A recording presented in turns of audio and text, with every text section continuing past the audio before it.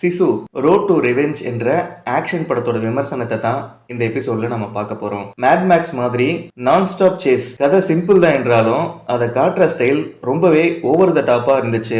Director பிசிக்ஸை மொத்தமா ignore பண்ணி pure என்டர்டைன்மெண்ட்டுக்காக பைத்தியக்காரத்தனமான stunt எல்லாத்தையும் டெலிபரேட்டா செஞ்சிருக்காரு. அதுதான் இந்த படத்துக்கு ஒரு தனி பிளேவரை கொடுத்திருக்கு.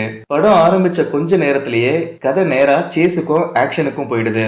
திடீர்னு வருகிற ஆக்ஷன் காட்சிகள் பைத்தியக்காரத்தனமான சேஸ் மற்றும் எங்க போறோன்னே தெரியாத எக்ஸைட்மெண்ட் மாதிரி ஒரு கண்டினியூஸ் ஃபீல் நமக்கு கிடைக்குது. இந்த நான் ஸ்டாப் எக்ஸைட்மெண்ட் தான் இந்த ஸ்கிரீன் பிளேயோட பிக்கஸ்ட் ஸ்ட்ரென்த். இந்த படத்தோட சினிமோட்டோகிராஃபி ரொம்ப வேகமாகவும் ஆக்ஷன் மூடுக்கு ஏத்த மாதிரியே இருந்துச்சு.